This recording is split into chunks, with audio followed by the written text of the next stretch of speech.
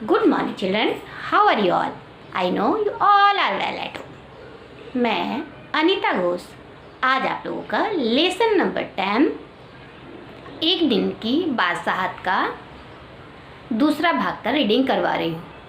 इसके पहले आपने देखा कि सलीम और अफीस जो दो भाई थे उन दोनों की घर में कोई भी नहीं सुनता था और सभी उसमें हुक्म चलाते थे। इन सभी बातों से परेशान होकर उन्होंने अब्बा से कहा कि मुझे हमें एक दिन के लिए घर के सारे अधिकार दे दो। अब्बा भी कुछ भी ना सोचे समझे उन लोगों को ये अधिकार दे दिए। तब वो उन लोगों ने अपनी पापा को यानी कि अब्बा को कहा कि आप दोस्तों के साथ बैठे रहे हो और गज़ल गा रहे हो और ऑफिस जाने का टाइम हो गया है, 10 बज गए हैं।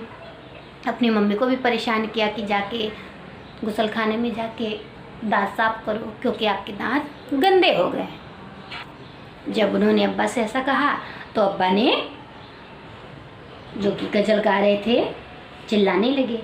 चिल्लाने क्या लगे उनको इस तरह से बोला, कैसे बोला देखो। चुप!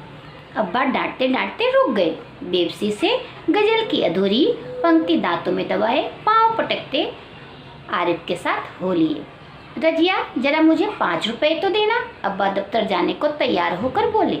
5 रुपए को क्या होगा, कार में पेट्रोल तो है। आरिफ ने तुनक कर अब्बा जान की नकल उतारी। जैसे अब्बा कहते हैं कि इकन्नी का क्या करोगे, जेब खर्च तो ले चुके।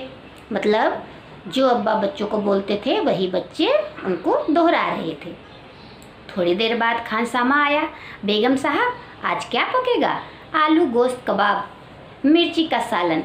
अम्मी ने अपनी आदत के अनुसार कहना शुरू किया। नहीं, आज ये चीज़ें नहीं पकेंगी। सलीम ने किताब रखकर अम्मी की नकल उतारी।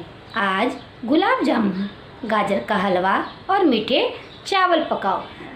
ऐसा इसलिए उन लोगों ने कहा क्योंकि बच्चों को तो मीठी चीज़ें पसंद होती है। रोज़ रोज़ वो लोग गोश्त, आलू कबाब और मिर्ची का सालन खा के परेशान हो गए थे।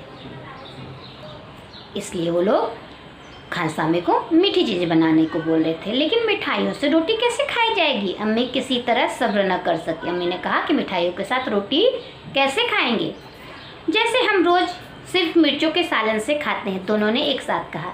दूसरी तरफ दादी किसी से तू मैं किए जा रही थी। ओफो, दादी तो शोर के मारे दिमाग पिघलाए दे रही है। आरिफ ने दादी की तरह दोनों हाथों में सिर थाम कर कहा। इतना सुनते ही दादी ने चीखना चिल्लाना शुरू कर दिया कि आज ये लड़के मेरे पीछे पंजे झाड़ के पड़ गए हैं।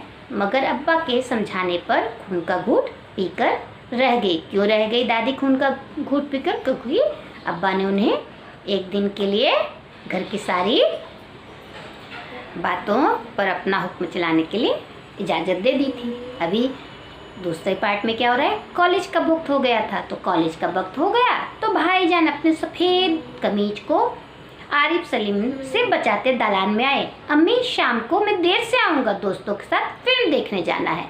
ये बात सलीम और आरिफ के बड़े भाईजान ने कहा। और जब उन्होंने ऐसा कहा तो आरिफ ने आंखें निकालकर उन्हें धमकाया। खबरदार, कोई ज़रूरत नहीं फिल्म देखने की, इम्तहान करीब है और हर वक्त सैर सपाटों में गुम रहते हैं आप। किसने कहा? आरिफ ने। किसे कहा? अपने बड़े भाई से। पहले तो भाईजान एक करारा हाथ मारने लगे, फिर कुछ सोचकर मुस्कुरा पड़े। लेकिन हुजूर आली दोस्तों के साथ खासकर फिल्म देखने की बात पक्की कर चुके हैं, इसलिए इजाज़त देने की मेहरबानी की जाए। उन्होंने हाथ जोड़ के कहा। बना करे, बस मैंने एक बार कह दिया, उसने लापरवाही से कहा और सोफे पर दराज होकर अखबार पढ़ने लगी। मतलब फैल कर, दराज होकर मतलब फैल कर। उसी वक्त आपा भी अपने कमरे से निकली। एक निहायत मतलब बहुत सुंदर सी साड़ी में लचकती लटकती बड़े ठाठ से कॉलेज जा रही थी। कौन जा रही थी कॉलेज? आपा। आप सलीम ने बड़े गौर से आपा का मुआयना किया। मुआयना मतलब उन्हें देखा। इतनी भारी साड़ी क्यों पहनी? शाम तक गारत हो जाएगी। गारत मतलब खराब हो जाएगी। इस साड़ी को बदल कर जाइए, आज वह सफ़ेद वायल की साड़ी पहनना। ये बात सलीम ने अपनी बड़ी बहन से कहा। अच्छा, बहुत दे चुके हुक्म। हुक्म मतलब आदेश। आपा चिढ़ गई। हमारे कॉलेज में आज फंक्शन है। फंक्शन मतलब किसी भी तरह का जश्न। उन्होंने साड़ी की सिकने दुरुस्त की। सिकने मतलब जो साड़ी मुड़ जाती है, दुरुस्त की मतलब सही की। हुआ करे, मैं क्या कह रहा हूँ सुना नहीं? अपनी इतनी अच्छी नकल देखकर आपा शर्मिंदा हो गई। शर्मिंदा मतलब शर्म हो गई उनको, अपने पर शर्म आई, क्योंकि वो बच्चों को हमेशा ऐसा ही बोला करती थी। बिल्कुल इसी तरह तो वह आरिफ और सलीम से उनकी मनपसंद कमीज उतरवाकर निहायत बेकार कपड़े पहनने का हुक्म लगाया करती है। दूसरी सुबह हुई, सलीम की आंखें खुली तो आपा नाश्ते की मेज सजाए उन दोनों के उठने का इंतजार कर रही थी। अम्मी खानसामा को हुक्म दे रही थी कि हर खाने के साथ एक मीठी चीज़ जरूर पकाया करो। अंदर आरिफ के गाने के साथ भाईजान मेज का तबला बजा रहे थे और अब्बा सलीम से कह रहे थे, स्कूल जाते वक्त एक चवन्नी जेब में डाल लिया करो, क्या हर्ज है। तो मतलब ये जो कहानी थी उसे लक्ष्मीकांत गुप्त जी ने लिखी थी और जिलानी बानो ने इसे उर्दू में लिखा था और उर्दू से अनुवाद किया था किसने? लक्ष्मीचंद्र गुप्त जी ने। तो ये कहानी थी जिसमें आपने देखा कि दो बच्चे जो अपने घर में सभी बड़ों के हुक्म से परेशान थे और उन्होंने अब्बा से इजाज़त ली कि उन्हें एक दिन की बादशाहत मिल जाए। फिर जैसा व्यवहार उनके साथ सभी घर वाले बड़े करते थे वैसा ही उन्होंने किया। तब सबको पता चला कि वो लोग बच्चों पर जुल्म कर रहे हैं। तो इस कहानी से शिक्षा हमें मिल रही है कि छोटे हो या बड़े सभी को एक समान समझना चाहिए और उनकी ज़रूरत के हिसाब से उनके मदद भी करनी चाहिए। तो ये लेसन आपको मैंने पूरा रीड करके दिया है, तो आपको इसको घर पे रीड करना है और अच्छे से समझना है।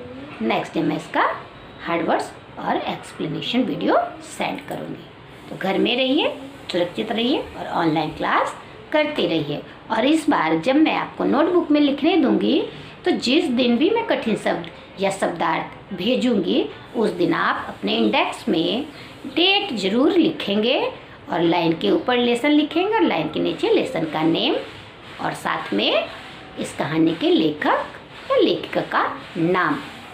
तो घर में रहिए, सुरक्षित रहिए। Thank you.